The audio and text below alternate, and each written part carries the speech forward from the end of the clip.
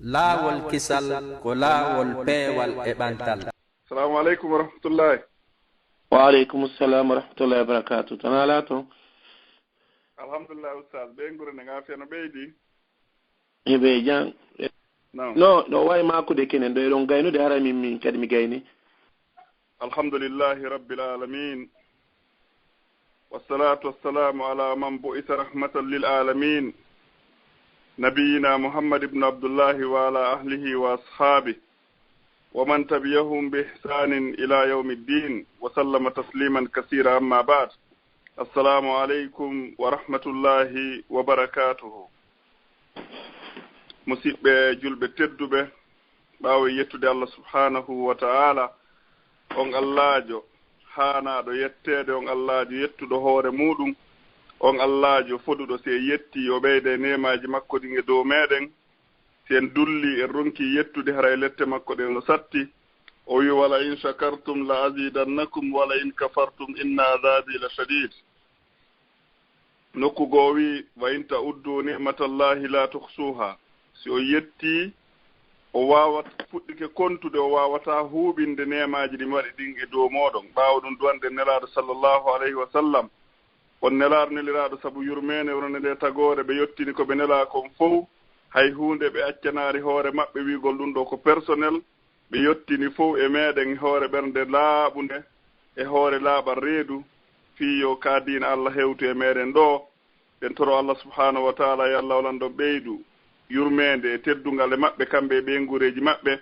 e kala jokkitiɓe laawol ngol ɓe wonno ngol ha ila yawmil qiyama Allah ara koye ngol laawol wonɗen e muɗum amin ya Allah ɓaawo ɗum haray men salmini on nokku kala ko wonɗon e nokku kala no fewndorɗon onon e ɓeygureji moɗon wonɓe heɗaden e o kiikiiɗe ɗoɗen hannde kadi 7 décembre 2017 e ko radio meɗen laawol kisal no wowiri noon e jumaje ɗen fof haray ɗen mari karmakoɓe meɗen tedduɓe ɓattotoɓe ɗo wallito en fi andintingol en fi diina meɗen kan wano Allah wiiri noon fa zakkir fa inna zicra tanfaul muminin wama khalaqtul jinna wal insa illa liya'budun haray hande de wonde karmakoɓe meɗen woni Cheikh Mouhammad Salihu hafizahullahu ta'ala yalla olando renduɓe wayna o renide ɓe karmakoɓe ɓen fof e wonɓe liège ɗum ko e leydi Bruxelles ndin haray ɓe yewtanen ɗo toɓɓere hittunde e ɗum woni teddingol maaɓe ɓen woni yumma e ɓen en torki Allah subhanahu wa ta'ala yalla olando woɗen e yimɓe nanayɓe yewtereji ƴetta ko ɓuri ko moƴƴude e yewtere nden gollitira e haray wonade e yimɓe ɓe tawata Allah no kambi fi muɗum si tawi yewtere waɗama ɓe wiye qala satirul awwalin ɗum ɗo koye konngudi aramɓe haray ko saɗi moɗon ko tooli on fof wonɓe heɗade haray ko woni ko technique ɗo hande kadi no wowiri noon ko min Abdoullahi Ɓuriya e Mouhammad Aliou Bari e Alpha Umaru Diallo haray woni wallitade haray men wiyani karma ko meɗen ɓen ko saɗi maɓɓe ko tooli inchallah. Wa alaikum assalam wa rahmatullahi wa barakatuh. Alhamdulillahi ala ma a'ata wa razaq wa hafiza wa khalaq wassalatu wassalamu ala nabiyyi tahir wa alihi wa sahbihi ahli al-mafakhir ahmaduka rabbi hamda ash-shakirin والصلاة والسلام على خاتم النبيين سيدنا محمد وعلى آله وصحبه اللهم لك الحمد أنت نور السماوات والأرض ولك الحمد أنت قيوم السماوات والأرض ولك الحمد أنت القائل في كتابك الكريم وقضى ربك ألا تعبدوا إلا إياه وبالوالدين إحسانا إما يبلغن عندك الكبر أحدهما أو كلاهما فلا تقل لهما أف ولا تنهرهما وقل لهما قولا كريما واخفض لهما جناح الذل من الرحمة وقل رب ارحمهما كما ربياني صغيرا مسيب جلب باو en yettude subhanahu wa ta'ala e hoore moƴƴere nde o moƴƴi e meɗen sabuna en andano fi muɗum o yiɗani en o moƴƴi e meɗen o waɗi en julɓe o yiɗi en o moƴƴi e meɗen o waɗani en hakkil o waɗani en nanirɗe o waɗani en gite o kori en ko en wawata limugol no yewtiri noon ma no yewtiri noon ceernoɓe men ɓe nane noon ko Cheikh Abdallah ɓuriya wa in ta'uddu ni'matallahi la tuhsuha. Si tawi on inniɗo lintude ko Allah moƴƴi e moɗon kon on wawata. haray yewtere men nden kono ɓe makiri noon ko fi birrul walidayni, ko fi ɗoftagol nene e baba. haray Allah on waɗani hunde fop muɗum sabu nonde heɓora. E misal remuru ndun ko si tawi leydi heɓike ka wotigi rema si fuɗa. Ndiyan ko si tawi toɓo saaƴi si ndiyan saaƴa. haray neɗɗo on kadi ko tawde nene e baba heɓino si tawi woni kanko kadi o wooda. haray ɗi sababuji ɗo wona duwaɗi yejjitede, ko duwaɗi heddade e ɓernde otigi hakkille makko. Allah daali ko alqur'ana awalam yara al insana anna khalaqnahu min nutfatin fa idha huwa khasimun mubin. e neɗɗo on yi'aali no min tagirimo immorde e toɓɓere maniyu, kono hande ko ɗuɗuɗo haala ko dartiɗo yeddotirgol tuma yewta fi diina, tuma yewta fi Allah. haray musidɓe julɓe, fi teddingol nene e baba eɗen tori subhanahu wa ta'ala on jooma o arsi tedduɗo yo nafir en. o arsika en kadi en fop meɗen ɗoftagol mawɓe meɗen ɓen. o waɗa en ɓurtinayɓe ɓerɗe maɓɓe.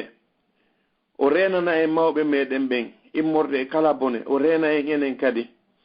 ko kanko woni hattanɗo on. musidɓe julɓe, hay gooto yeddata,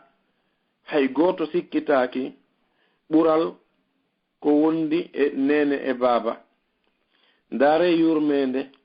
nde ɓe woni hollude ɓiɓɓe maɓɓe. ndaare dankagol ko ɓe woni dankade ɓiɓɓe maɓɓe. ndaare tinnare nde ɓe woni tinnanade fayɓe maɓɓe. kamɓe ɓe ronka ɗanagol fi an ya ɗano. ɓe golla ha ɓe ronka fi an ya fowto. ɓe tampa ha hattere tampugol fi an ya welto. ɓe yangi duuɓi maɓɓe ɗen, gurdam maɓɓe ɗen fop muɗum fiya wuru gurdam fotuɗan. est ce que e wawa yoɓutude ɓe ko ɓuuri e fanɗude? yo Allah newi nan en wawen ɓuttinde ɓe ɓerɗe, kono en wawataɓe yoɓude.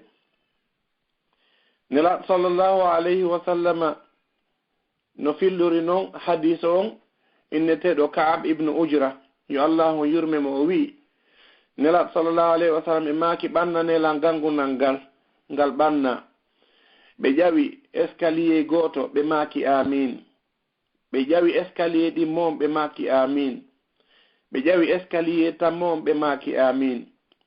ɓay ɓe hewtoyi dow kono sahabaɓe ɓen kamɓe ɓe landoto ko ɓe anda kon. ɓe maaki nelaɗo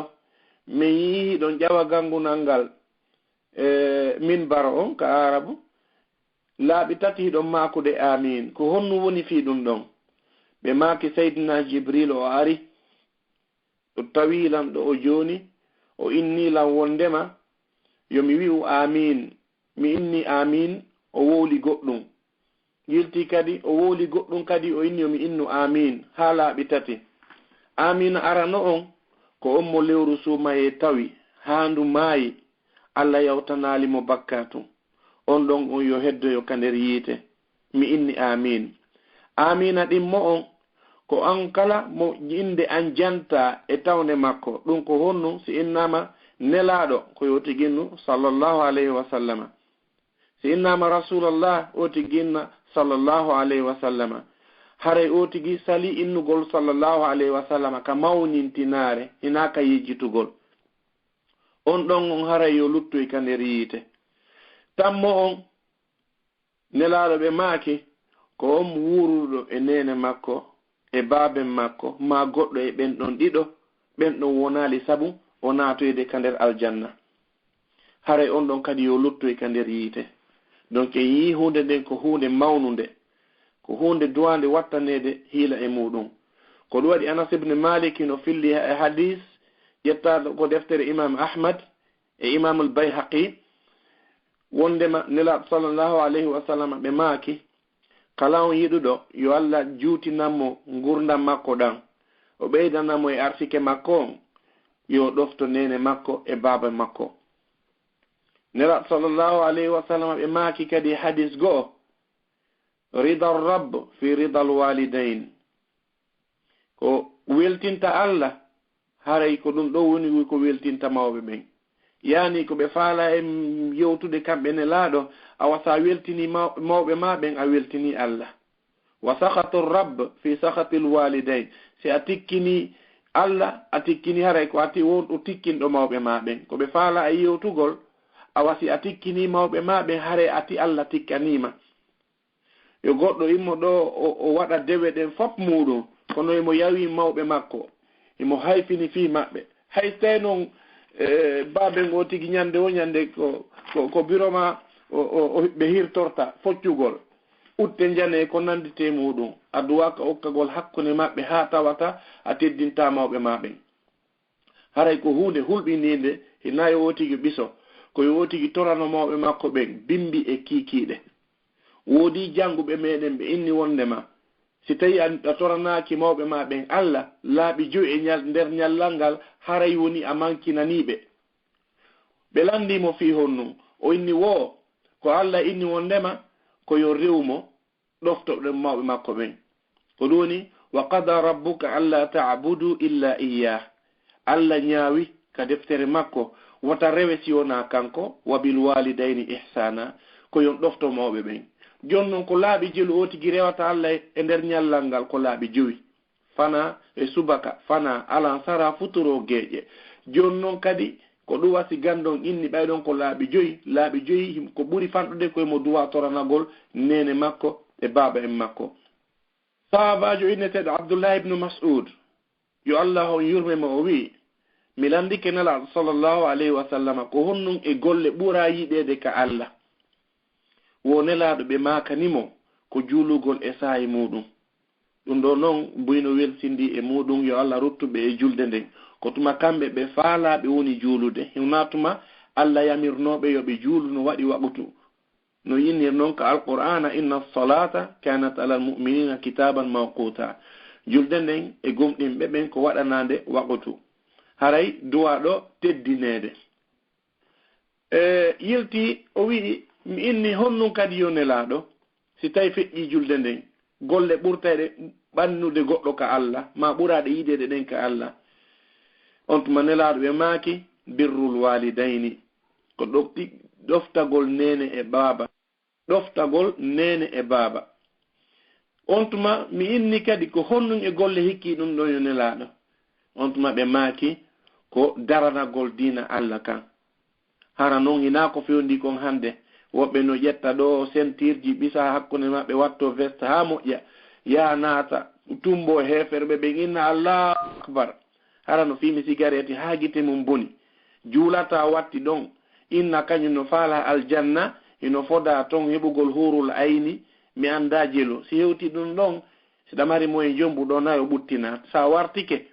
fiiɗa faala rewɓe aljanna andu an e aljanna e ɗon woɗɗodiri nelaɗo sallallahu alayhi wa sallama ɓe maaki ko yewtere naatude nder ton kono ko sabu important muɗum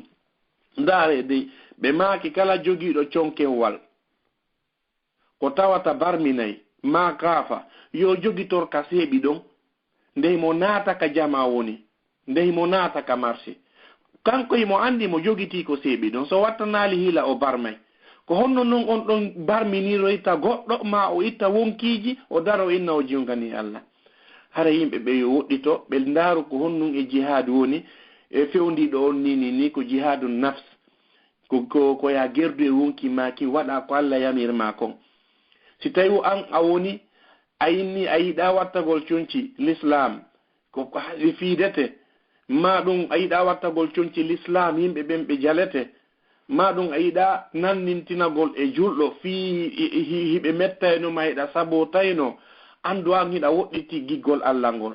sabu na si tawi a yiɗi Allah a yiɗay ko Allah yiɗi kon ko Allah yamiri yo conci l'islam ƴette donc hadis on muttafaqun alayhi ko fortaɗo e muɗum ñande goo Abdullah ibn Omar Amr ibn al-As hino fillo yo Allah o yurmemo o inni wo gorko go ari kanelaɗo sallallahu alayhi wa sallama o inni ko hayo nelaɗo ubayi uka alal hijra nelaɗo min kadi mi falama jokkugol iwe makka yahe madina sabuna julɓe ɓen ɓe tampi wo kono noon wat taraktu ɓa abawaya yabkiyani mi acci baben an e yumma an hiɓe wullude fi ko mi falama jokkugol koyo nelaɗo yaade madina laawol kisal ko laawol nelaɗo sallallahu alayhi wa sallam e maaki irji ilayhima rutto ka yumma ma e baben ma fa adhikhuma kama abkaytahuma yahu weltinaɓe ɓernde haa ɓerɗe ɗen ɗe weltoɓe jala wano wullinirɗaɓe noon ma ɓuri noon donc ɗum ɗo holli jokkugol nelaɗo ko hunde moƴƴunde Allah no yewti fi muɗum ka alqur'ana teddini fi maɓɓe Allah inni wo la yastawi minkum man anfaqa min qabli al-fathi wa qatal ulaika a'zamu darajatan min alladhina qatalu min anfaqu min ba'du wa qatalu wa kullan wa'ada Allahu al-husna. Allah fonnali ben sonjiɓe ado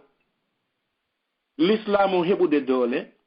e sonjiɓe ɓaawo l'islamu heɓude doole ko ho ɓurni ko sonjiɓe ɓen ado l'islamu heɓude doole ɗum ko homɓe ko tampuɓe ɗon ha dogi yehi Éthiopie ɓe iwri ɗo woɓɓe ɓen ɓe continiri ɗon Madina ma woɓɓe ɓen iwri Makka ɓe yehi Madina direct wano nelaɗo e sahabaɓe hedditiɓe woɓɓe go maayi ka laawol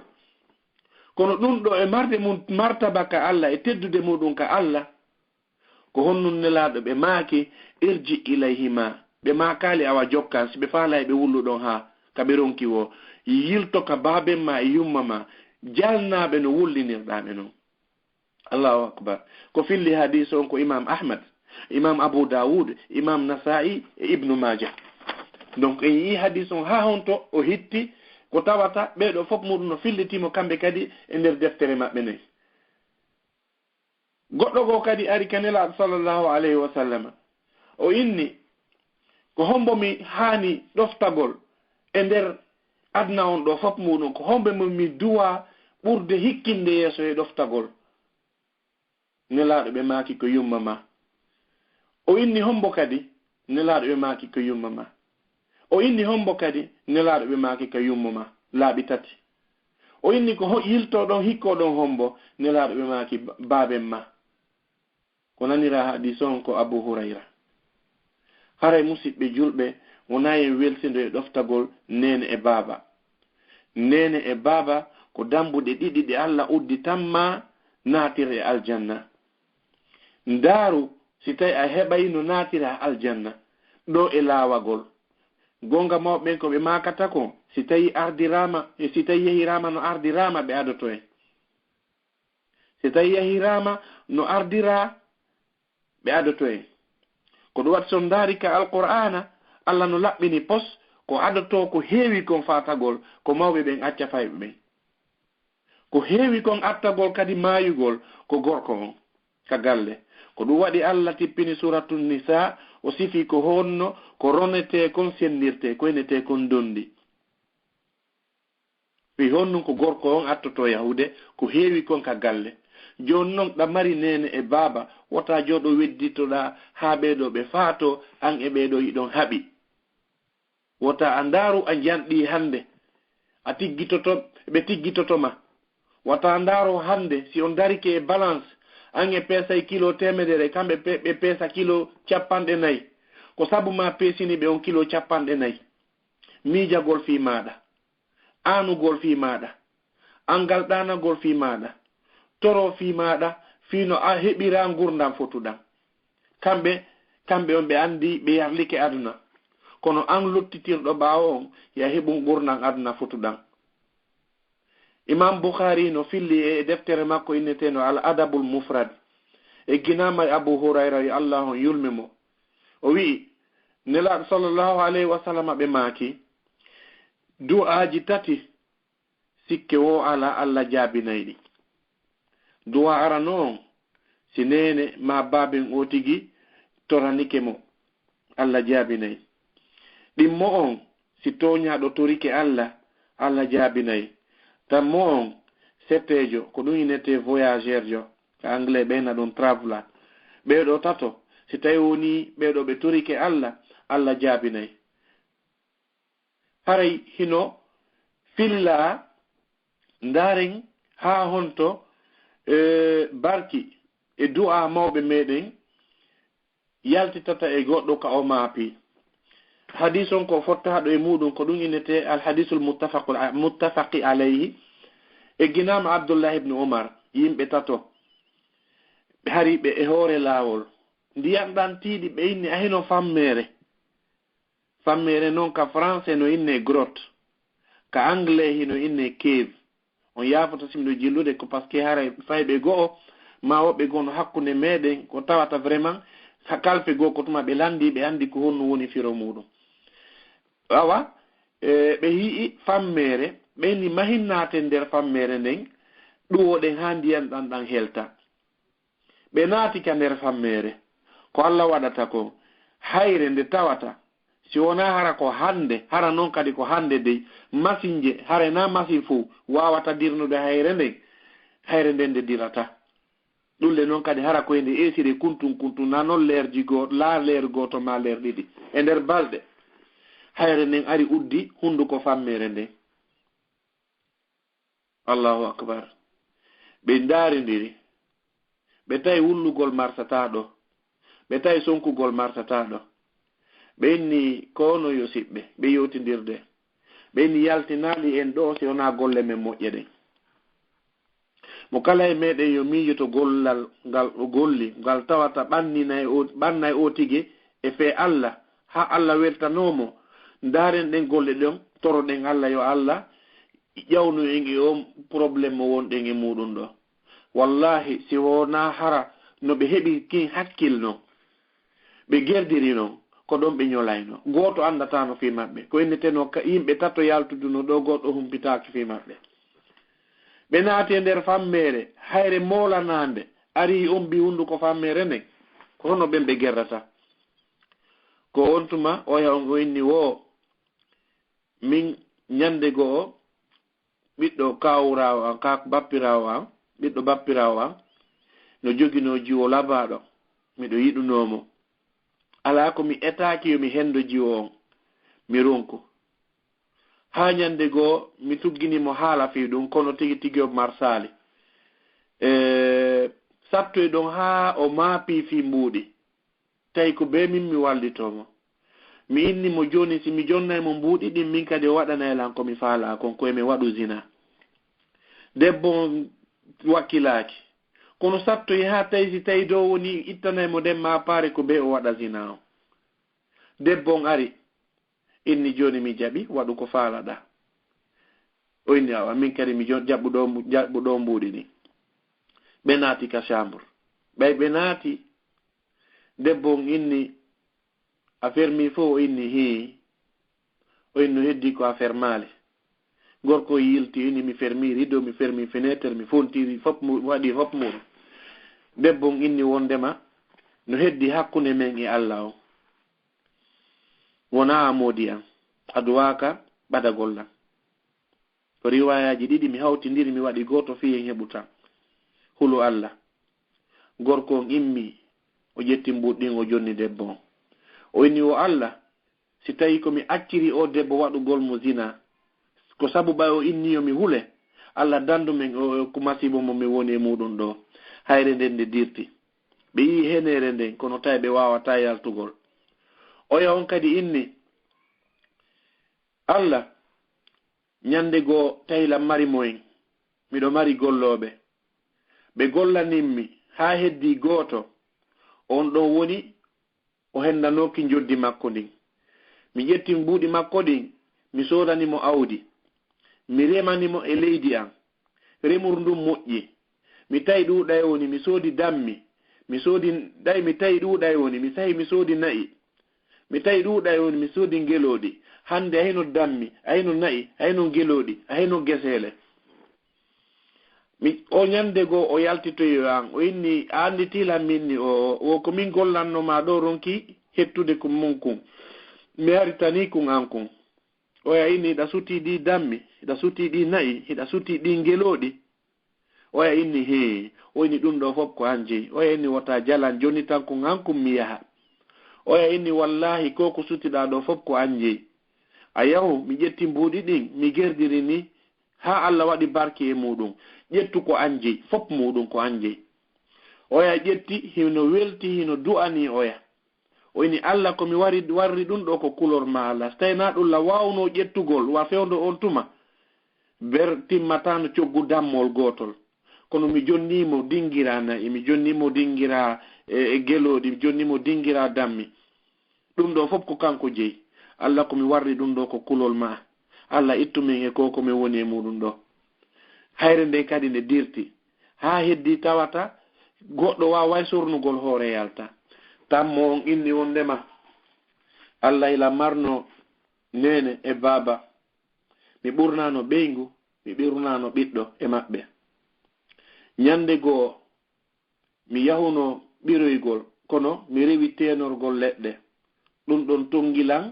addugol ila wownoɓe addande kikiɗe be ɓirankoɓe ɓira koɓe yara komi ɓiri kon mi ari mi tawi ɓe walike pay koy no faala ɓiraɗan ɗan mi saliɓe jonnude ɓeygure ande no faala ɓiraɗan ɗan mi saliɓe jonnude mi ami findingol ɓe yo ɓe yaro mi ami hotugol wata ɓe finu ɓe ronka e yarugol kosan ɗan tawa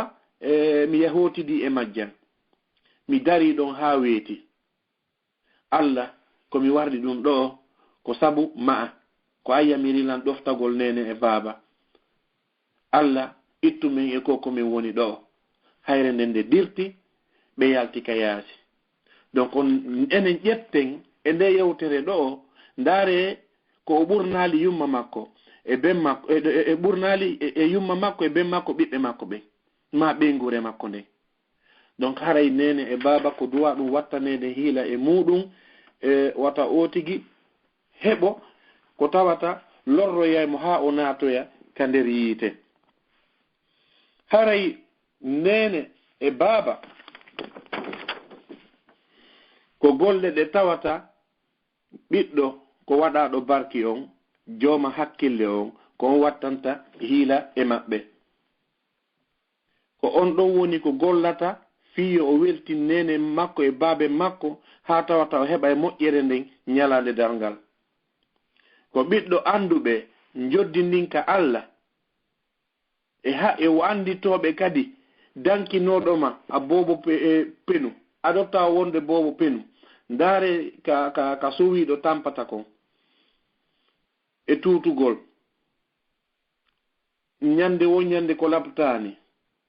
ɓe naada mesalal ka ɓandu waɗugol prise de sang ƴettugol ƴiiƴan yilto ñande wo ñande visite ñande wo ñande moɗugol comprimé woɓɓe ɓenno to ƴiiƴa lannay ka ɓandu maɓɓe ɓe wona anémique e ndiyan kadi lanna ka ɓandu woɓɓe ɓen nde ɓe jibina bobo on kañum wuura tawa kamɓe ƴiiƴan lanni ka ɓandu maɓɓe ɓe maaya ɗum ɗon fof ko fi maɗa fino an wuurira si ɗum ɗon gayni ɓawti lebbi jeenayi on sonja ɗon fof muɗum sonja ko jibingol gon wondi e muɗum ndaare nene mariama ɓay woni hewti ko ɓe jibina hakke ma ko sonja on satti e maɓɓe ɓe inni wo ya laytani mittu qabla hadha wa kuntu nasiyan mansiya donc hara hanani lolan hara mi maayi fi a yejjitama ndaare ɗum ɗon de fof muɗum ko sonja jibingol ngol naadi ɓe ha tawi yoɓe wolu ɗum si o tigi jibini haray fotarde nde lanni e ɓuttu e tampere nde lanni oye awa ñande o ñande bobon o muynayi ko reso e ɗiɗo ɗum ɗon itte goɗɗi goo watte ko bolcay ɗiɗo ɗum ɗon itte goɗɗi goo watte tutay ɗiɗo ɗum ɗon itte goɗɗi goo watte e moƴƴingol ko ñaama a woni no boydi yumma ma woni no boydi fi hombo fima ñammina ha gayna wuja nebban fijira dowga towna tawi ɗa mari kotiraɓe ma jaajiraɓe paykoye ko nandi to muɗum fuɗɗorde baba o si resike ɓe inna o kaarijo innana aran bobo on o resike andi fewndo resi ɗon goto faalaka mo si wona nene makko hay baba on ko inno arani bobo on ɗo kene wuri hino ñaaɗude ko ɗum waɗi ko heewi konko babira on yahata acca nene on fi honnum yoɓe fowto kamɓe kadi hiɓe tampi bobo nene bobo on ƴetta hari no wuppude ɗiɗa accita ɗum ɗon sooɗo ha laaɓa pos ara okkora bobo on o muyna sansanamo si ɓeeɗa kadi ƴetta noon e fijirgol. Si tawi ala ko fijira, bamba mo. Rondoyo ndiyan ka caangol hino bambi. Defa hino bambi. Hino una hino bambi. Yaha ka marché hino bambi. Si tawi ndiyan ɗan no saaƴude, o ɓorto kanko o sudda bobo, wata bobo on towru, kanko o towra. Si tawi ko nange, o sudda bobo on fiino kanko, nange ngen tappiramo kanko kono wata hewtu bobo on. Est ce que ɗawa yoɓugol biro ma? Hande a janɗi, ɓe sustama haalangol, ɓe wowlay tun sonka e maɓɓe, fiiɗa addude dollar ma e euro, sodana biro maɗa Sotiba, sodana ɓengu ma base mo $350 ma 350 €. A fonniɓe, a anditaniɓe, annon iɗa faala aljanna. On mo nelaɗo sallallahu alayhi wa sallam ma kani aljannatu tahta aqdamil ummahati. Aljanna on kaka ley koyɗe nene e baaba. Ɓurna weldiɓɓe ma ɓen e maɓɓe. A noddindira e weldiɓe ma ɓen ɗo leerji yewton fop ma ha yewton ko yewtake ina he modi accire ni battiri an o wiidi ta ko ɗum ɗo watta acciron non. Biro ma sa noddiɓe 5 minutes adda gantuji nene mi noddita yo. Si tawi ko Fuuta ɓe woni si radio no heɓi paan seeɗa haray ɗum wawi habbagol inchallahu haray naam haray wawi iwde haray oustaz tawi ɗo jentimen haray ɗo wawi continde yewtere nere men tori jama o fo yaafuye ko probléme technique wonno ko radio on heeɓi inchallah. Assalamu aleykum wa rahmatullahi wa barakatuh. Waaleykum salam wa rahmatullahi oustaz. Hara o yaafoto men yaafinike jama on fof kadi haray ko probléme technique wonno ko waɗi haray ɗo wawi continagol inchallah. Haray musidɓe julɓe fahin yewtere men nden ko fi ɗoftagol nene baba wonɗe nge muɗum. Haray ko yotigi wattan hiila e muɗum Allah no yamirma ɗoftagol yumma ma e baaɓe maɗa. Haray na nokku goto kadi tun ka nder alqur'ana ko nokkeli boy. Allah dalika alqur'ana qul ta'alaw atlu ma harrama rabbukum alaykum alla tushriku billahi shay'a wa bil walidayni ihsana. Ɗon ko aya go yelti Allah dali wa qada rabbuka alla ta'budu illa iyyah wa bil walidayni ihsana. Hiɗi wodi boy kono ƴetten seeɗa fi tammeɗen on ɓay o yehi. Aya ara noon ko Allah daali ko onon aremi yewta on ko honnun halla harmini e moɗon. Ko honnun ko harmini e moɗon ara nun ɗum ko taw shirkan mo hay e hunde. No tawa e yawgol innuɗo no wawi lekki arsike fi arsike iɗa fokkiti voyage goɗɗo yo darane laawol gollirgol yiingo hara ko a faminde wondema ko moƴƴere wonɗa wadde kono ko yiingo yimɓe ɓen innuɗa moƴƴi ɗum noon ko shirku ɓurɗo suuɗade no inete shirkul khafi. ɗum noon fop muɗum ko ya accu. Allah daali alla tushriku billahi shay'a ɓurɗo mawnude on noon ko ya kafiduma e hoore goɗɗo goo ko inni ko kanko tun jeyi kon jonnitamo teddungal ngal. ɗum ko honnum ko kanko tagi, kanko arsikata, ko kanko okkorta, kanko faɗinta, ko kanko ndikkinta, ko kanko woni toppitade windere nde. Jonnitamo teddungal ngal o hande muɗum kanko hana torede, kanko hana ɗaɓɓirede ballal. Yilti ɗon o inni wo wa bil walidayni ihsanan o tigi ɗofto nene e baba ko noon ardiri ɗo e aya ihsanan. Jon noon daren kalimatu ihsan ɓay en jangi ayaji ɗiɗi fop muɗum ko ihsan woni ko Allah yewti fi muɗum moƴƴere nde. Janguɓe meɗen wono imam al-Qurtubi ɓeyni wondema al ihsanu ila al walidain birruhuma ko Allah yamiri kon ko woni kalimatu ihsan ɗo wo ko ɗoftagol ɓe ɗiɗo nen e baba wa hifzuhuma e dankagol ɓe wa siyanatuhuma e dandugol ɓe piiji ko tata wawa ɓe dandude kon wamtisalu amrihima si ɓe yamirima waɗa komi yamirma kon wa tarku sultani alayhima acca yo taw ko nene e baba si ɓe maaki heyka wata feƴƴuɗon yo taw ko kamɓe marɗa ko hula ɓe jogaki pinkari, ɓe jogaki laɓi, ɓe jogaki sawru, ɓe maaki wondema wata feƴƴuɗon dey wata waɗu dey. Siɗa fala piire ɓeyguma mayɗa fala piire paykum ma si ɓeni wata memu mu dey liɓa to sawru ndum hay fi ko needi wonnoɗa piirde liɓa to sawru ndum siɗa fokkitunoyɗa seytini ɓe inni accu acca ko ɗum ɗo woni wa tarku sultani alayhima wa imtithalu amrihima acca yo taw hara ko kamɓe laami. Hasanul Basri rahimahullah o wi'i ko noni birrul walidain an tabdula lahuma ma malakta, haray ko ya waɗanɓe kala ko marɗa feere muɗum. ɗum ɗon no tawa e ɗoftagol nene e baba. Eɗen jogi gando meɗen goo mi humpitaki fiɗɗingol makko mo inni Abdullah ibnu Abdul Latif Aqil o inni wo hino tawa e moƴƴere nde Allah waɗi e yimɓe ɓen ma ɗum teddungal ko gal o waɗi e yimɓe ɓen yo taw hara nene e baba o tigi heɓe wuuri o heɓa no ɗaɓɓira aljanna on, o ɗoftoɓe, o dankoɓe, o waɗana ɓe kala ko ɓe yamirimo, o muñño kala ko tawata no satti ko iwrata e maɓɓe, sabu na si mawɓe towni duuɓi woɓɓe ɓe haray ɓe satti feere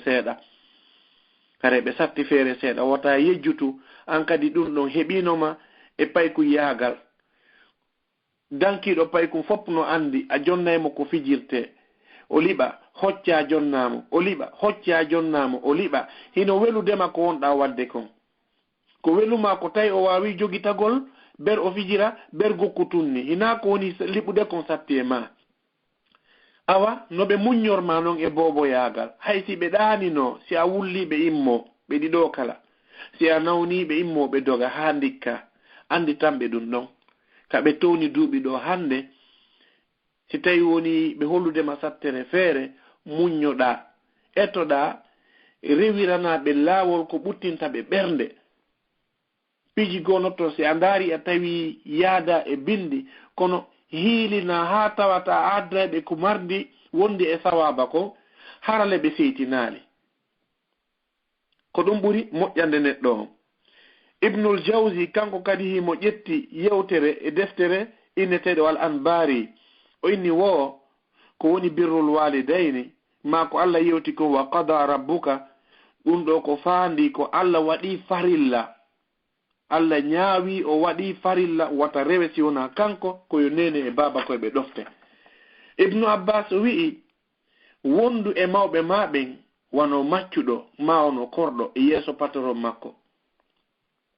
Imam Shafi'i wi'i si tawno mi ño'ayno goɗɗo goo, mi ño'ayno yumma an ko ɓen ɓuri handude e moƴƴereji anni. Imam Ahmad wi'i birrul walidayni ɗoftagol nene e baba ko kaffaratun, ko kaffara minal kaba'ir, immorde e bakkatuji mawɗi. Eɗen jogi gando goto inneteɗo Al-Lays, Abul Lays as-Samarqandi, himo iwi e saare no inne Samarqand. O inni wo si tawno Allah jantanoki ka deftere makko koko innete ɗoftagol nene e baba, ma ɗum ƴaggangol nene e baba, so jantanoki ɗum ka alqur'ana, o wajanoki ma o wasiyaki ɗum ɗon ka nder deftere makko kanko Allah, wonanino jooma hakkille yo andu ɓeɗo ko ɗofteteɓe wona yaweteɓe. Ko onon yo nene, ko onon fitti gonɗi an ɗin, ko onon yo baba, ko onon fitti gonɗi an ɗin ɓay mi wulli, mi tunnini coñci an ɗin lootuɗollan, mi weela ñamminɗollan, mi ɗonɗa yarnuɗollan, yarnirɗollan sookeje mon ɗen. Ko onon yo nene, ko onon waɗi ɓaawo mon gon danki an, waɗi koyɗe muɗum ɗen jullere an, ko onon waɗi gite mon ɗen caméra aynirɗelan, o ŋaccata mi mema ko barmin tanmi, o ŋaccata mi yaha kami yanata, o ŋaccata mi mema ko waɗata e ko sunnatanmi, kami fokkiti woyi ɗon jogitilan fiyo min janɗo hara miɗo hisi hakkunde hedditiɓe ɓen. Yo Allah yoɓu on ko ɓuri moƴƴude en joddi, yo Allah juutin duuɓi mon ɗin e gurdam ɗan o ɓeyda cellal ngal, yo Allah waɗu konngol ngol sakkitoɗon makude ka aduna ɗo adon tawede subhanahu wa ta'ala on ko la ilaha illallah e muhammadur rasulullah. Ko ono yo nene si tawno gurdam mon ɗan koye juuɗe an wonno mi juutinayno ɗan ɓuri ko ɗan hanuno jutugol kon ko ono yo baba si tawi gurdam mon ɗan koye juuɗe a wonno mi juutinay no gurdam moɗon onon inene on mayatano kono ko Allah ñaawi kon ko ɓe ɗum waɗa haray nene e baba ko kamɓe tigi ɓe makani en kon ko fuɗɗor ɗum adna haray si feƴƴi ɗon ko honnum koyen ɗofɗe ko Ibnu Abbas wi ko wattanten hiila e piiji tati Allah sendindirali ɗin ɗon wata e sendindirɗi Allah jaɓata kuma ɓawa kuma ɗum ko honnum Allah inni wa atiu llah wa atiu rasul ɗofte Allah ɗofte nelaɗo Allah gotun e ɗiɗo si tawi dirti kuma kon Allah falaka ɗimmum ɗum wa aqimu salata wa atu zakata juule itton zakka zakka e ɓaawo juulugol Allah falaka juulugol e ɓaawo zakka Allah falaka tammum ɗum wa abudullaha wala tushriku bihi shay'a rewe Allah woton sirkanmo ko ɓuri e fandude wa bil walidayni ihsana nene baba ko hanaɓe ɗoftede ɗiɗo tati Allah sendindirali ɗiɗo sa ƴetti a rewi Allah a sirkanalimo hay fus kono a ɗoftaki nene e baba an e Allah on haɓi yittoɗen kisanka hadis nelat sallallahu alayhi wa sallama rida rabb fi rida al walidain weltinɗo nene e baba on ɗon o weltini Allah sakhatu rabb fi sakhati al walidain kala on tikkinɗo nene e baba haray Allah tikkinanimo ndaren annabaɓe meɗen ɓe ha honto ɓe teddino mawɓe maɓɓe ɓe ƴetten seeɗaɓe maɓɓe fuɗɗoren sayyidina Ibrahima alayhi salam ndaare no noddirta baabe ko ya abati imo wawno wiide ya abi kono inni ya abati inni qad ja'ani min al-ilmi ma lam ya'tika fattabi'ni ahdika siratan sawiya ko ono yo baabay Allah okkorilan gandal ngal okkorali on sifa muɗum jokkelam mi fewna on laawol moƴƴol ngol enen ko woni ƴettude ko halfere nde ya abati ndaren ɗo kadi aya go'o ya abati inni akhafu an yamassaka adhabun min arrahmani fatakuna lishaytani waliya ko ono yo baabe jokkelam miɗo huli wata Allah lettu on si Allah letti on noon hare onon e Allah on haɓi ka onon e Allah haɓuɗon ɗon ko onon e shaytan woni weldiɗɗo ɗum ɗon hare marsale ndaren kadi ɓiɗɗo annabi Ibrahima o ɓay ɓe ɗoftike baabe maɓɓe hay fi ko heferɓe Allah okkoriɓe ɓiɗɗo ɗoftotoɗo ɓe kamɓe kadi tawi on ɗon ko julɗo e suratu Sad Allah no sifanno en annabi Ibrahima no waali hoyɗi annabaɓe ko goonga ɓe inni wondema ya bunayya ko an yo ɓinguel an inni ara fil manami anni azbahuka fanzur madha tara mi Allah hollilanka koyɗol miɗo hirsama ko honnum wi'uɗa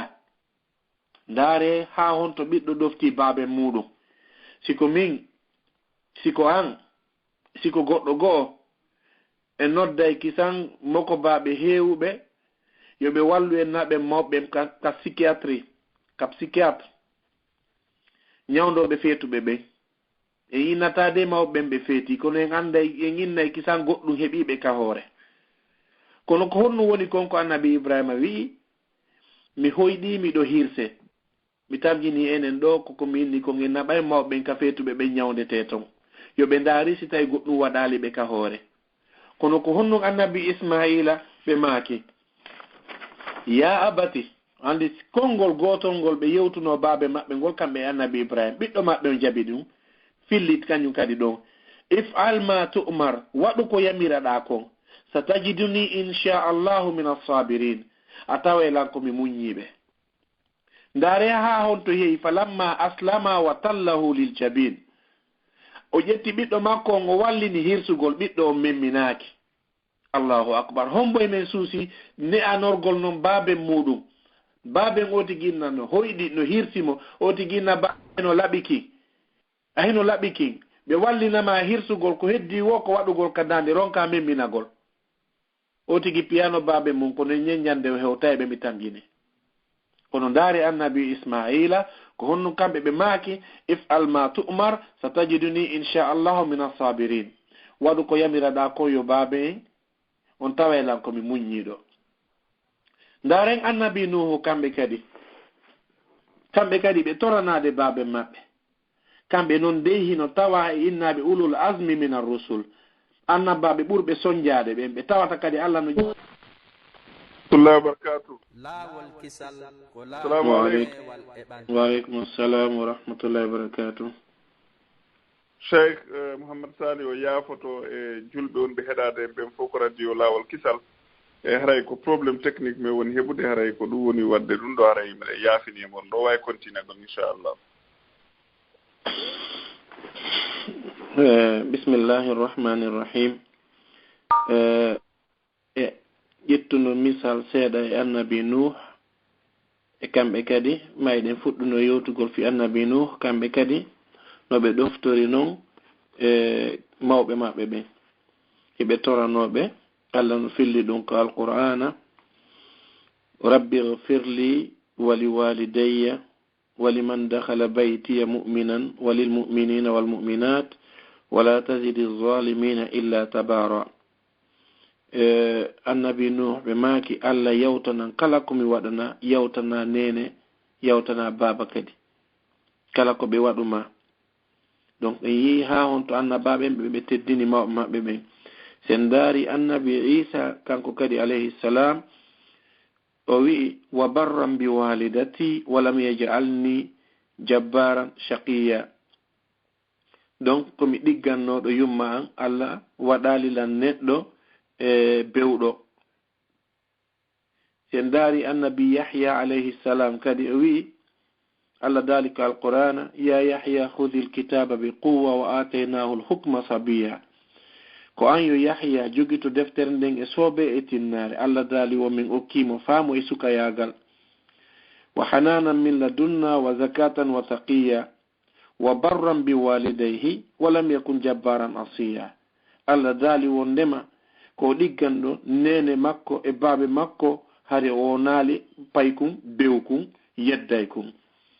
Ko ɗum waɗi Allah sakkitori aya wa salamun alayhi yawma wulida wa yawma yamutu wa yawma yub'athu hayya. Jam e kisiye woni e makko nyande e jibina nyande o maayi nyande o imminoyte kadi. Donc yi ɗum ɗo fof muɗum ɗoftagol nene e baba nafore no e muɗum moƴƴa ko aaden mo tawata ala hakkil tun miijitotako ko on ɗo woni anditana mawɓe makko ɓen. Yo Allah niwinangen heɓen no ɗoftore nene e baba. Mawɓe men ɓen ɓe maaki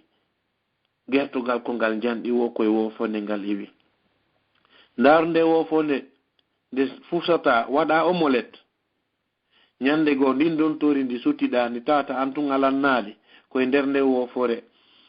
e ndin ɗon tori ɗon iwi. Donc ta ndaaru harde yiɗa tiggito yumma ma dowga maka yumma ma no tiggitoma dowga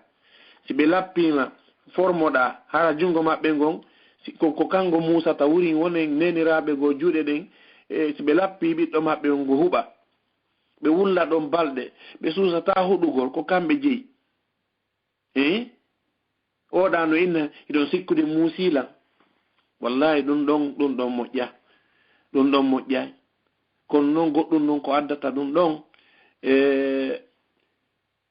meɗen fela fayɓe ɓen kono yo mawɓe ɓen andutu yoɓe yettu ɓiɗɗo maɓɓe on ɓe naɓa ka jannete fi diina ka alqur'ana jannete law ɗo o foltade si tawi wona ɗum ɗon catastrophe on ɗum ɗon o aray feere o ala o catastrophe on aray sabuna ko ɓe si o tigi teddinima o makko ɓen ka nder suudu yilti ɓe ƴettimo ka payku yagal ɓe naɓimo ka jangete ɗon ɓe hollimo karma ko makko ko teddinte ɗum karma ko hun ala ɓen ɗon ɓe jannimo alqur'ana o ɓe jannimo sunnanelaɗo o ɓe jannoraymo ɗon ko honno teddinirta nene makko e baabe makko kanko kadi o ara o hutora ɗum ɗon ka suudu ko kamɓe attoto heɓude tono muɗum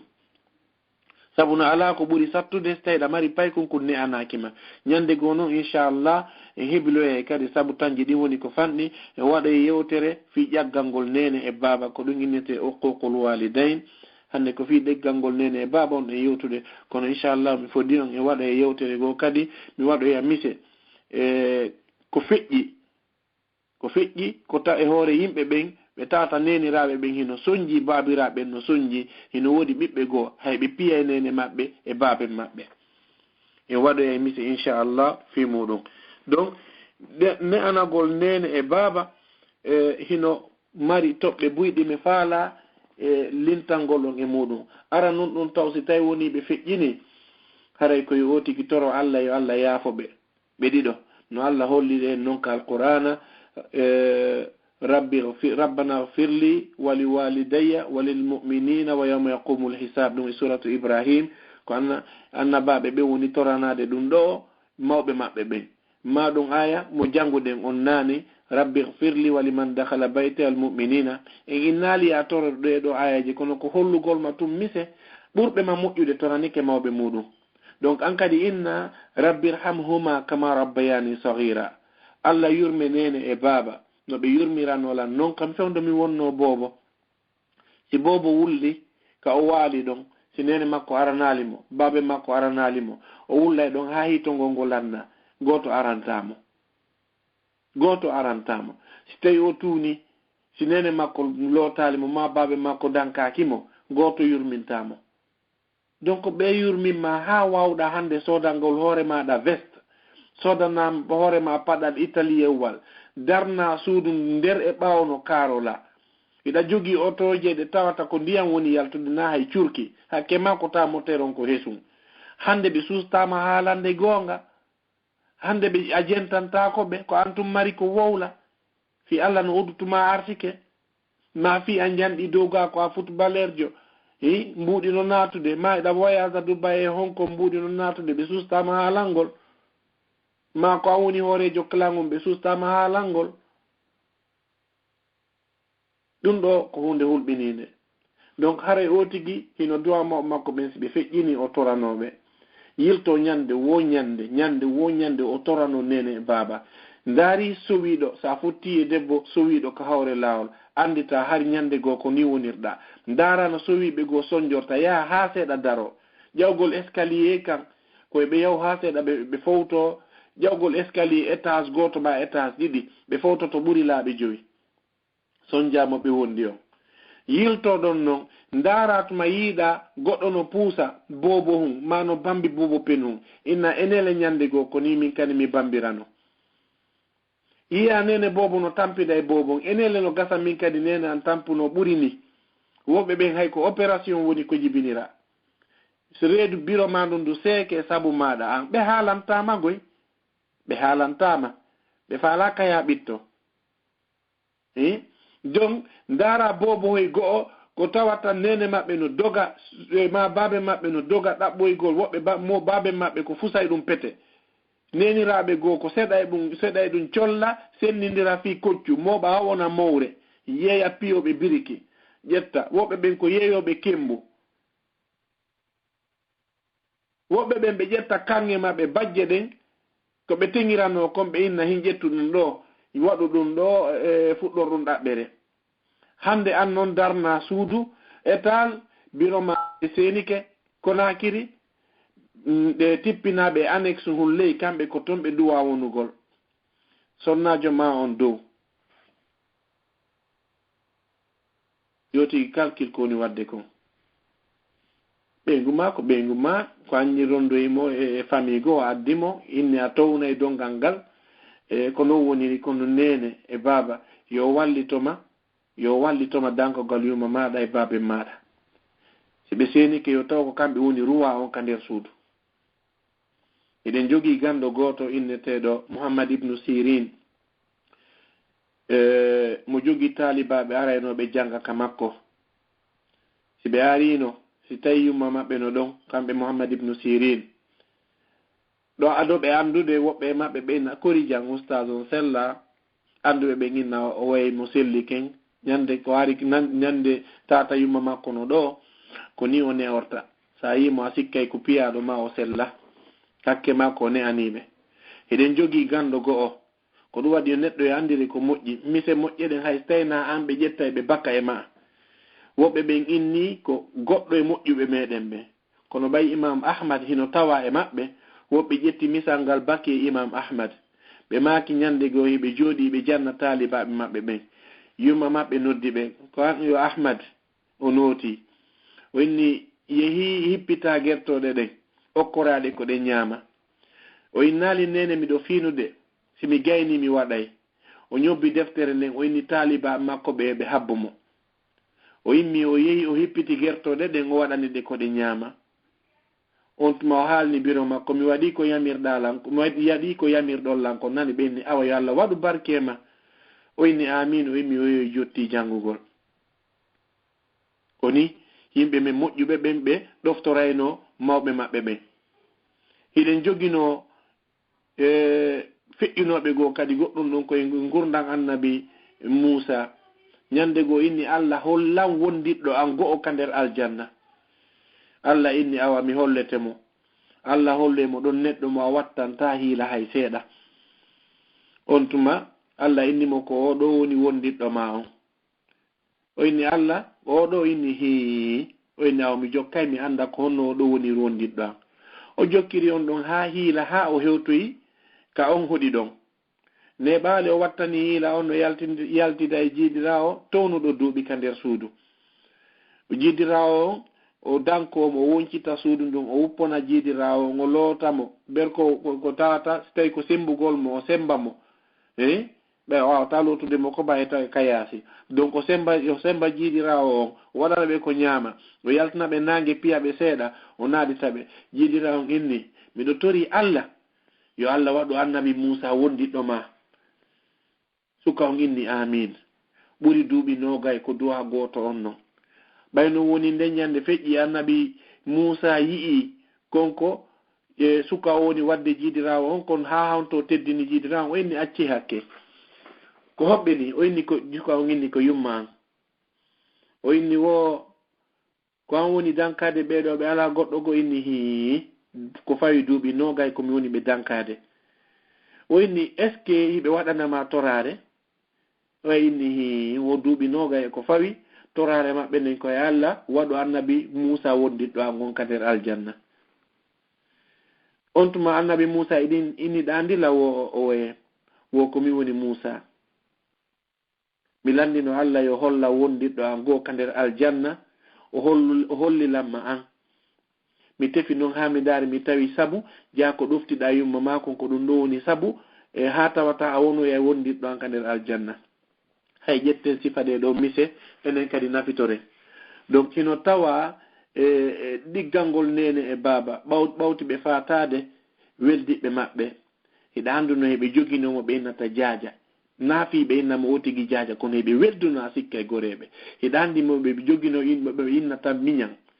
ma ɗum innowoɓe jaaja heɓe welduno kono a sikkay ko ɓe gore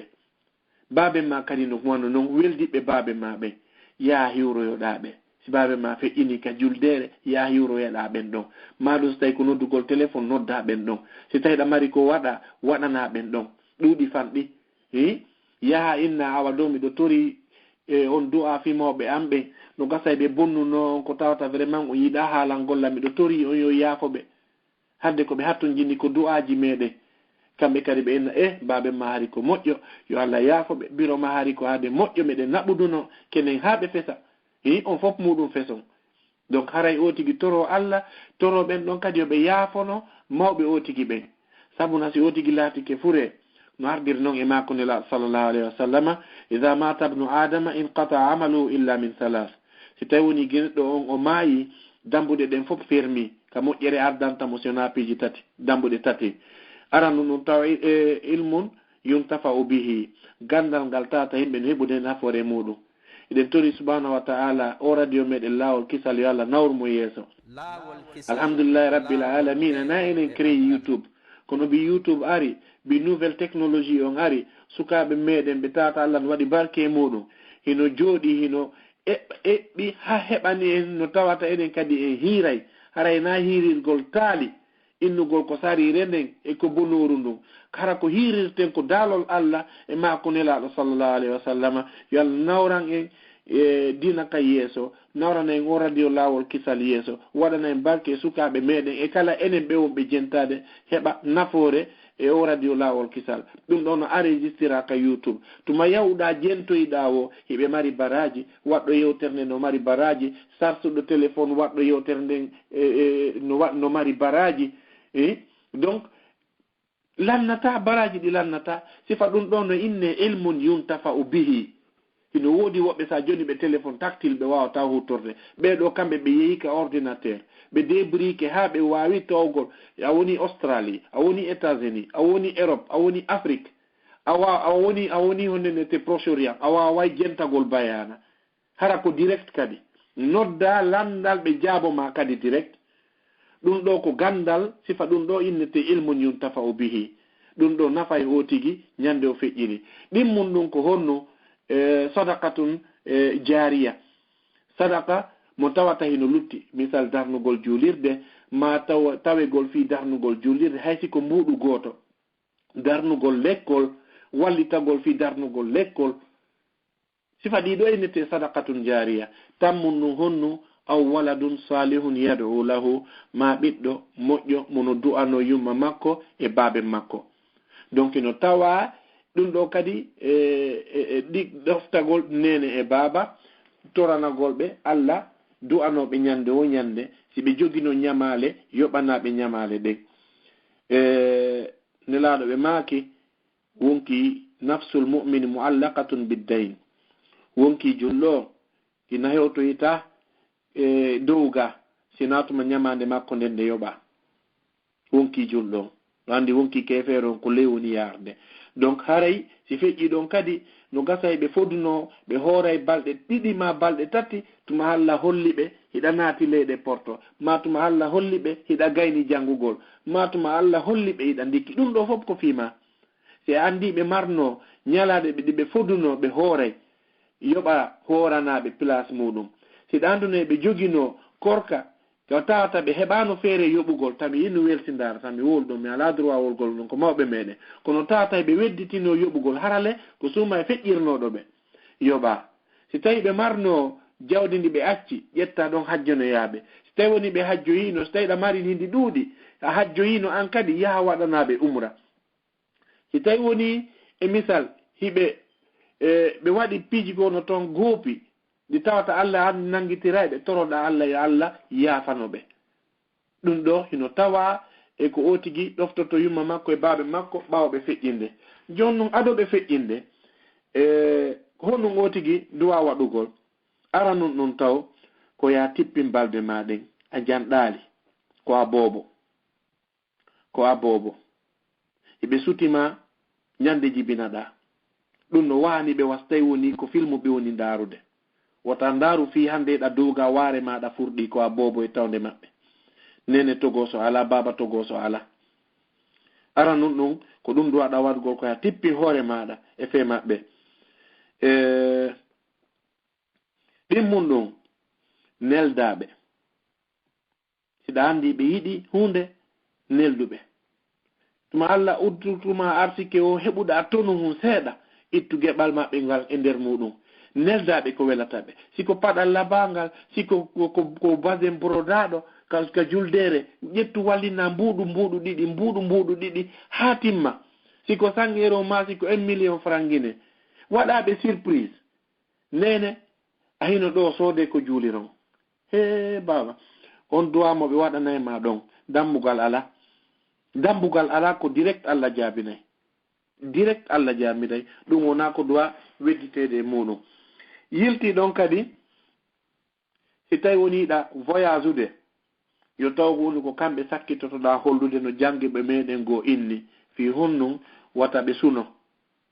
kono noon siɗa artude yo taw ko kamɓe artitoɗa hollude fi honno fiyoɓe welto yo taw ko kamɓe sakkitotoɗa hollude wata ɓe suno ko wonɗa yahude kon no andirɗa ɓaykuma kon duuɓi ɗiɗi tati a yiɗa yo kon woɗɗitoma ko noon kamɓe kadi woniri hande ka heɓuɗa ɗo duuɓi nogay 50 50 ɓe yiɗa ya woɗɗitoɓe ko ɓayɓe ala feere woni donc haray koye otigi noddu neldaɓe buy e meɗen no mari moyen ga sodangol ɓe wano tablette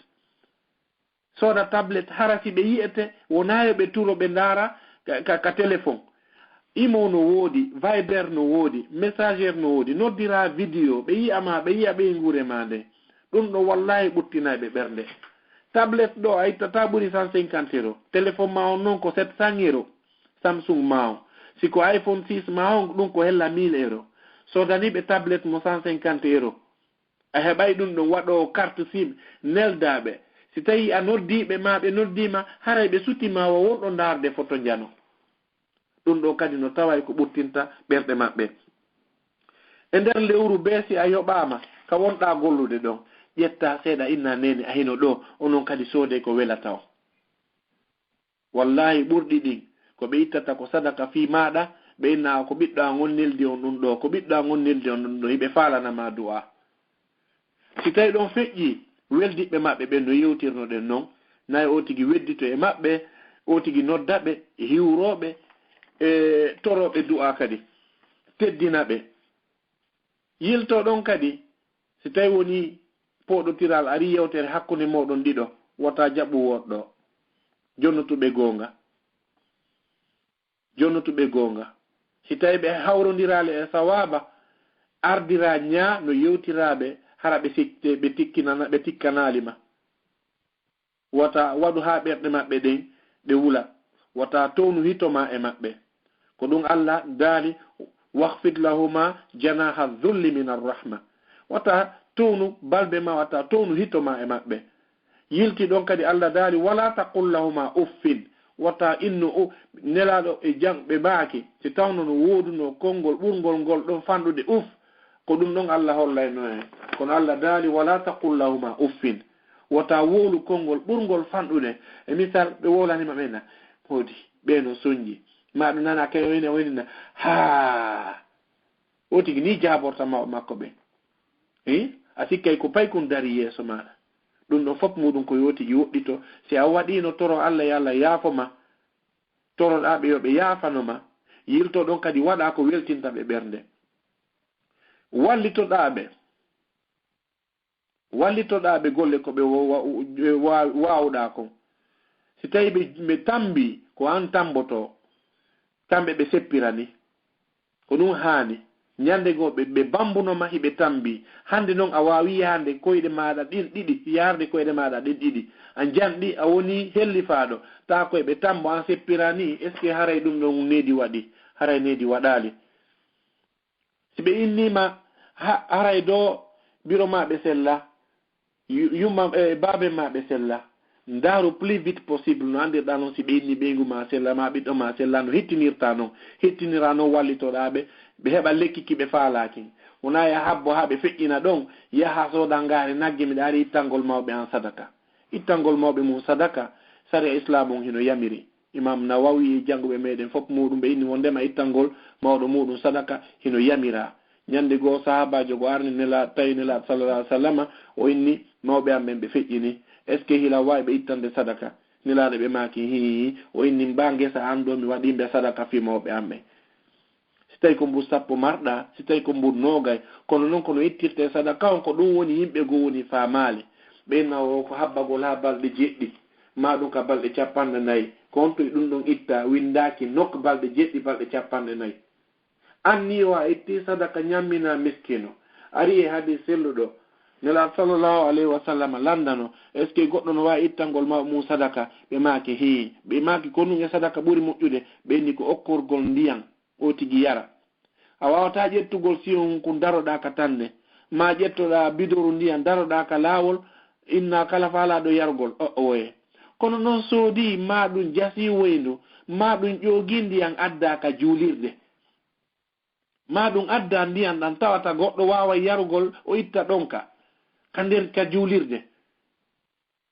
Se wattani hiila siɓɓe meɗen ɓe maninkaɓe ɓen e neɗa rewa ka koɗoli maɓɓe, hiɓe waɗi loonde joƴƴininde, waɗi gobule on. ɗum ko fi feƴƴoɓe ɓen. Kala arɗo o yaray ndiyan, si weeti bimbi ɓe hibba ɗan ɗon ɓe ƴooga goɗɗan ɓe waɗa. Ko sifa ɗum ɗo innete ittugol sadaka o. Wona innugol ame hande ko balɗe 40 ɓiɓe feƴƴini ko meɗen yaade unoygol cobbal, meɗen yaade waɗoygol sadaka Fuuta, sadaka no yamira waɗugol Konakiri, sadaka no yamira waɗugol Gegedu, sadaka no yamira waɗugol Sefaɗo. ko inna ko ya wadu sadaka kono noy na lu publicité na wadu publicité inna ko balde jeddi ma ko balde capanna ma hande hebi hitande sa fuddi ke do nga fuddi kontugol nelal be feccini hebi duubi wulure temedde na est ce que nani be itanama sadaka hande be hebi duubi wulure temedde na capantati na yotigi ukko ko yada e bindi nene Aisha be maaki wonde manela sallallahu alaihi wasallam be maaki man amila amalan laysa alayhi amruna fa huwa raddun kala on golludo gollal ngal tawata wona e amen woni ko iwri ka Allah falaka so imam Muslim woni ko filli hadithon donc yilti don kadi si tawi be mari hobbe mawbe mabbe no mari hobbe wono boydi jon kander suudu wattana hiila e darde mabbe de no gasa be falama yewtirde gite mabbe den kene ya yahu ma ya wadu hunde kaari yo tawa heba kin don hakkil si tawi don nyaamude kadi yo tawa eneji jidin wata nyaamu yeso mabbe wodi burbe ma mojjude de be hawtidata be jabata hawtudugol enene mabbe no tawa e mabbe Zainul Abidin tani rawo Sayyidina Ali o landa ko fi honno ngo hawtidata yuma makko o inni wo mi falaka yo yitere biro an yahu e hunde min mi jettande mi nyama dum don no tawa e borrenedi ko dum don hadi o hawtida yuma makko ben non arobe ta wurerne be jodo be nyama fu yilto be wola mettudi si be nulama sode gol basalle ko problem be nulama sode gol maro ko problem ko be faala o ko si tay wure tippike eden jogi jangube be tawata ben no teddini mawbe mabbe e pourtalle ko be mawbe kono be teddini mawbe mabbe buri ko pay ko ngoni teddinde mawdo mudum hande si hedike ndiyam bubudan be yarata dan ko mawbe mabbe ben be handide mudum be walata do nene mabbe walale ma babe mabbe walale dum don fop mudum ko jeya dum e nediji di tawata otigino duwa wottande hole mudum yilto don kadi hara wotigi burnali sonnaajo mudum e mawbe makko be o burnali bibbe makko ben e mawbe makko be dum don fop mudum ko hunde hadande kal islam ino tikkina Allah yilto don kadi wota a hersu innugol ko mawbe ma benni fi be sella madum fi hibe tampi madum fi ngari king hino manki madum be wawata wattagol no wodi no fop mudum wata hersir mawbe mabe mi fillano en do qissa mo juuta mi yiddo fillagol mo kadi nde mi wado e yotere fi jaggangol mawbe mudum be nyande go paykungo iko fijida e gorebe makko be paykunko yani yeso ngon yitere ndende fusi kono babe makko tay feƴinino yuma paykunko jetti paykunko nabi kalaptani mbudi no wodno kono didudi rano mede sen jo ndari gite de ngondare o tawi nderne nde wattota ko few yidirawo o faala kay payku makko ko jando hakkunde gorebe makko be ko mo yitere wotere yidirawo e landi si tawi yitere makko kanko ittama wattanama paykunko esteno marsa o don dorgan médecin jong inni hi jidina wada opération yitere ndende itta biddo makko wattana biddo makko woni mo gite didi dare ha honto nene wakkilani biddo weyaadi don jidina do ta paykunko do paykunko ni jandirde no mandito onani gore e makko ben no inna wonde ma jidira mo yitere wotere be watti mo jaldude ha watti habudude payko ha nyande go inni nene makko haysi be lowtale mo andi o hertidi e biro makko joni nene makko faami kambe be yilti watti paykunko watti yangol hore mudum woni don ha paykunko jandi kala bindingol ha woni helli faado o jombi bay o jombi ko benata do remise de diplôme tay o yidano e biro makko tawe kabe jonata mo diplôme makko on don kala école fi hono bay jidina on ko mo yitere wotere woni don ha ka o jombata don bay jidira on wallitike mo ha o hebi bourse jango yi e leydi go hakkone mabbe ton ka leyde arabobe be dum wadi ka leyde arabu dum wadi tawi hankadi o yidano biro makko tawe ka mariage makko wadi don ganto ha jidira on ronki tawede ko be yidino yugol ko o mo mi bambuno nyalande go hande ko oɗo woni jombude hande kanko kadi woni joma ɓeygure ɓe ndara welo welo suka on o hiilini ha jiidira o ronkita weede woni ɗon ha o jiidi o noddi jiidira on teddungal makko ɓeygu makko jibini jiidira on ini no fargol o inni no kanko o yaha hayso ɓe arali o immi o yehi o yahi ɓawo ɓeygu makko e ɓawo ɓiɓɓe ɓen o faalaka e suka e jiidira e ɓeygu makko yumma makko komo yitere wotere jiidira on tawi woni duuɓi ɗin no towude o sawtama ɓiɗɗo makko on o faalama yiide tanira makko ɓen kono ɓay o andi ka ɓiɗɗo makko o woni ñande go ko honnu o waɗi surprise o wari o soni o tawi ko ɗole ɓiɗɗo makko on hoɗi ɓe udditanimo ɓe naati ɓeygu makko paniki ɓay jiidira on komo yitere wotere ɓay koye huuli koye kuma koye dogi naatiroyɗa watte a hiwragol jiidira on ɓe suusta debbo on wulliti e gorko on woni pay koye ala suusude e yiwgol yumma maɗa ɓay ko ɓe yitere wotere suka on o ñaaɗi o nene mi ɗano ko arɗon ka anga ko on ar on dunginakila ɗum ɗo haray tigi tigi on sago an ko yo hotu min mi yahay habbelan toon jiidira on sattinali hakke ma ko ɓe yiɗi ɓiɗɗo maɓɓe on ko nene fof ko non wayi jiidira on hooti ja balɗe ɗen ɗe ɗuuɗa hewti ha ɓay ko hewti ka o feƴƴina o windi lettere o yamiri yo wili lettere winde wallina so tawi ɓiɗɗo an on aroyi si tawi woni mi feƴƴini ado o arde jonne mo o lettere suka on nanu e biro makko feƴƴini o aroyi ɗon noon yewrodirgol e musidal ngal ko nandite muɗum dara nandi so tawi no woodi ko yeɗɗi ka suudu toon ko ƴetta ko hedditi kon voilà o hokkitirama o hawka e nder ɗum ɗon ɓe ƴetti lettere noon ɓe jonni mo yiɗira on no sifanimo noon ko honno yanirno e payko yaagal kono o tawi o yiɗa yo ɓiɗɗo makko on janɗir yitere wotere hakkunde goreɓe makko ɓe o tawi yo yitere makko nden kanko itte ɓiɗɗo makko on wattane awa hande si tawi woni komo mi yitere wotere ko sabu maɗa an kono fof muɗum miɗo tori Allah e Allah yafanamo kala ko waɗuɗa hare hiɗen e saayi si tawi ko ɗum Allah o muuyi min mi hekkike yeeso la hawla wala quwwata illa billah la hawla wala quwwata illa billah inna lillahi wa inna ilayhi raji'un ndare ha honto nene waɗi sacrifice fi ɓiɗɗo maɓɓe ndare ha honto nene wawi wallitagol ɓiɗɗo muɗum haray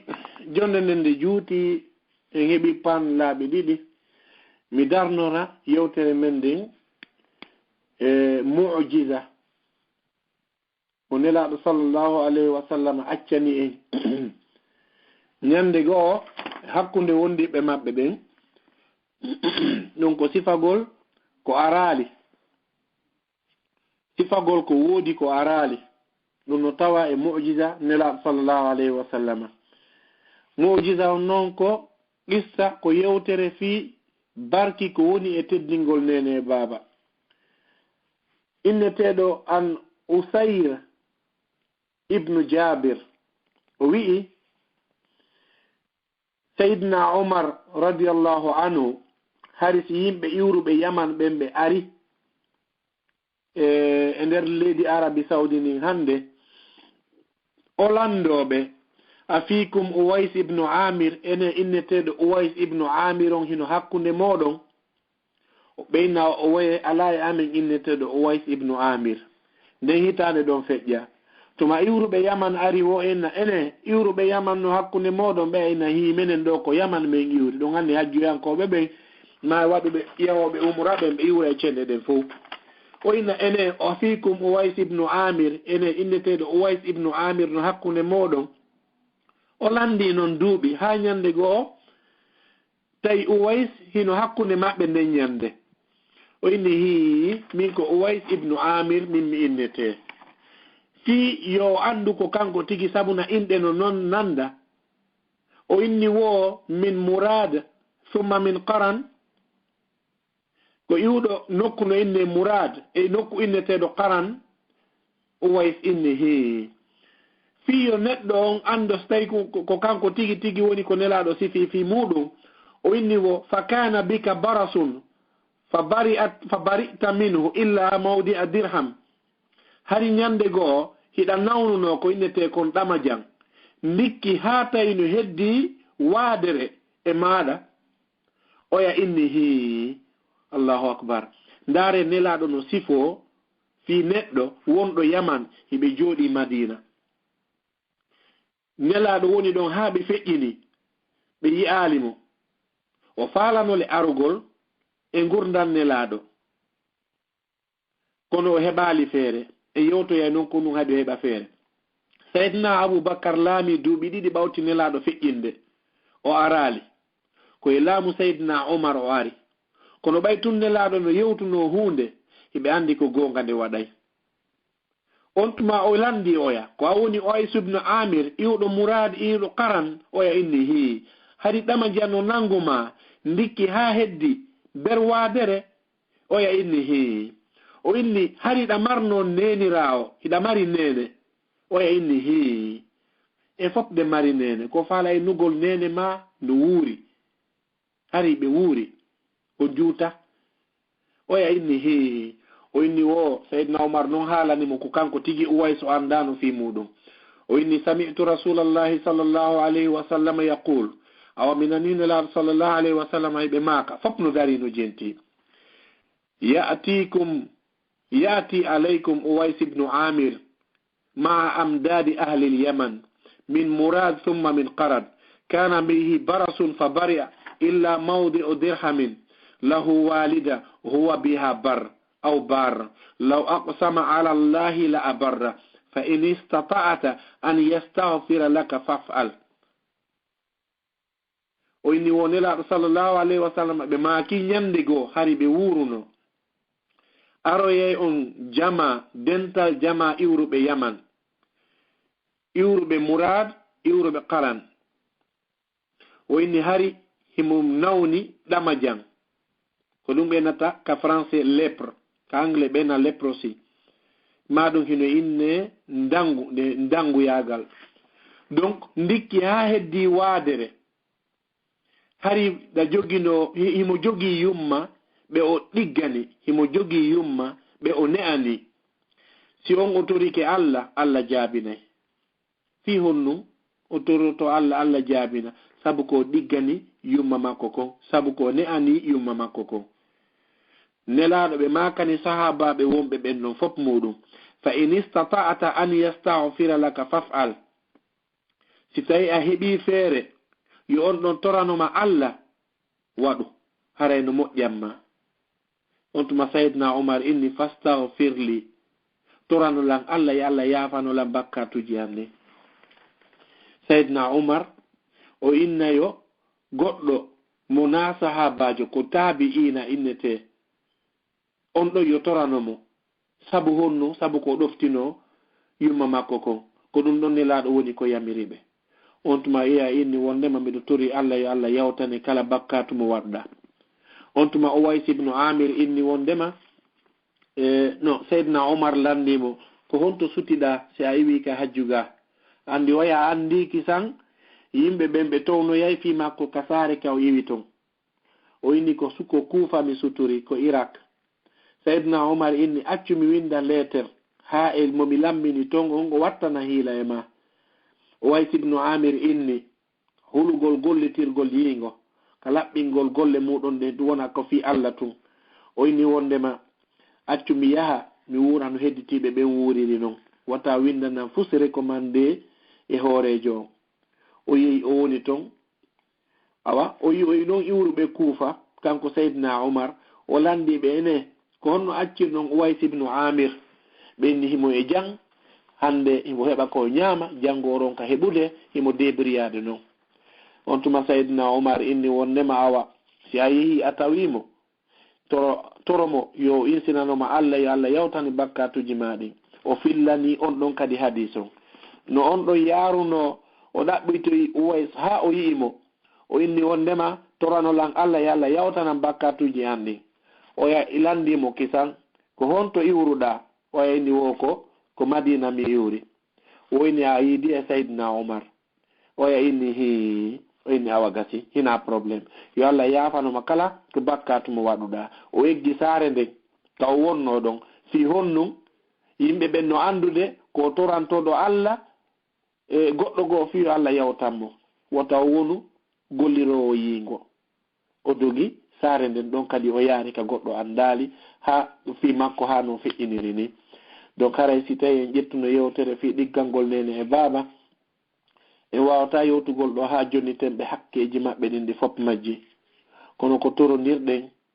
ko Allah daali konka alqur'ana wa bil walidayni ihsana nene e baaba ko ɗoftete ɗum nene e baaba ko ɗiggante ɗum waare ma furɗaali fi ya janɗa yumma ma e baaben ma a heɓaali mbuuɗi fiyo ɗum ɗon waɗo ha sonkana yumma ma e baaben maɗa a heɓaali laamu ha tawta laamu ngun fof muɗum leydi ndin fof muɗum laamu ngun fof muɗum ayne hannde golletaake fof ɗofto ɗum ɗon adda ha tawata tonana yumma ma e baaben maɗa balɓe ɓe maaki waalo e tawde laamatere ma on waalo ɓe foccama e tawde fof kadi koye ɓe foccita goto ɓiso hakkunde mon ko baaben maɗa itti noon sikke ko a julɗo hulowo Allah eɗen tori subhanahu wa ta'ala on yo waɗu en nani jaɓi yo waɗu yewtere nde mi yewtirden hara ko fi makko miɗo tori subhanahu wa ta'ala on yo waɗu en ɗigganoɓe yumma muɗum e baabe muɗum enen kadi ɓiɓɓe meɗen ɓen ɓe ɗiggana en ɓe ala modiɓen Allah okkorɓe marɓe modiɓen yo Allah hejjindinɓe marɓe ɓiɓɓe ɓen yo Allah waɗu barke muɗum ɓe heɓali ɓiɓɓe ɓen yo ɓe muñño ko ɗum ɓuri ɓe moƴƴande ko Allah noon andi e ñawore muɗum ko fi honnu mo wawnoɓe okkorde bandi tawa ko yo walline ɗa pine fawi e hoore makko o sunne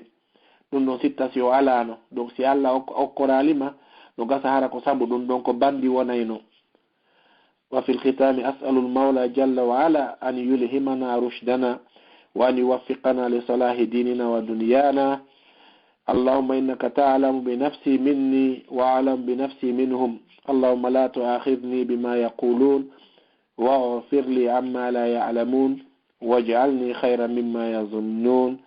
سبحان ربك رب العزة ما يصفون وسلام على المرسلين الحمد لله رب العالمين سبحانك اللهم بحمدك أستغفرك سبحانك اللهم بحمدك أشهد أن لا إله إلا أنت أستغفرك وأتوب إليك السلام عليكم ورحمة الله وبركاته لا والكسل كلا والبي والإبانتال